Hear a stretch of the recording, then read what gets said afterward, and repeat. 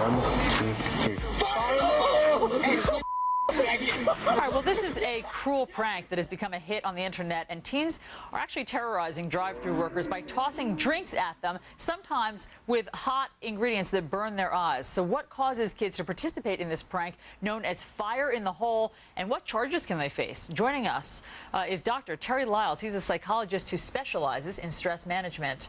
And we are also going to have a police officer on the phone, Bill Sambo, who has been investigating one of these cases in Huntington, Pennsylvania. Let me start with you, Officer Sambo. Tell us about what happened in your area. Oh, yeah, a group of kids going around doing the fire in the hole at some of our restaurants. We have one at Subway. We have 2 incidents at the Taco Bell, and we just discovered that we had one at the Wendy's restaurant. Wow.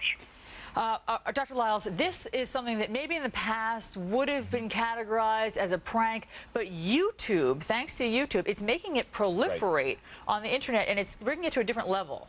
Well, and that's the problem, is that if people are watching it, people are going to keep doing it, unfortunately. And we know that that's going to drive more and more of this. And it's one thing to be a prank. It's another thing to pull something that becomes assault, throwing something dangerous inside. And there's even another layer to this, which is that because of YouTube, this is adding literally insult to injury for the people who are getting the drink in the face, not just of their eyes being burned, but now nationwide people are seeing them be humiliated. Sure.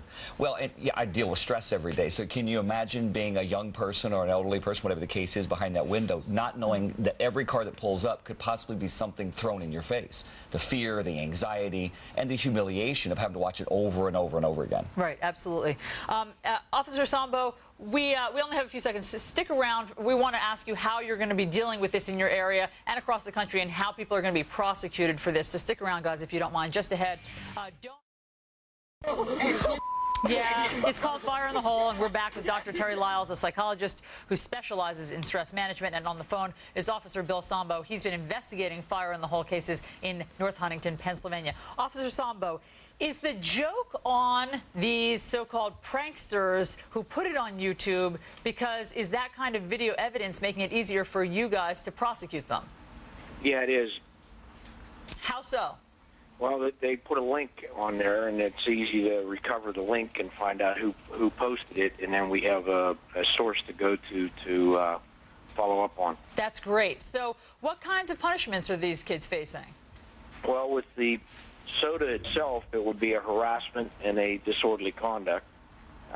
It could stretch to a misdemeanor disorderly conduct.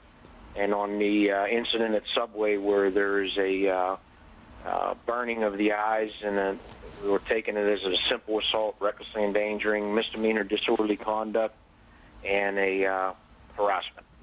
At last, Dr. Lyles, you say that, you know, this can rise to the level of tremendous stress because either you have to quit your job if you work in one of these drive-thrus, or you never know each car that pulls up if you're actually going to be assaulted and hurt, and it isn't always just a soda. Well, I mean, you think if you have a child that's a teenager working in one of these places, I mean, they're growing up with this. What are they going to think going from here? You know, so it's just, it's like I said, it's one thing to be a prank. It's another thing if the object changes. And like the officer said, depending on the object being thrown in the window, that's the issue in the prosecution.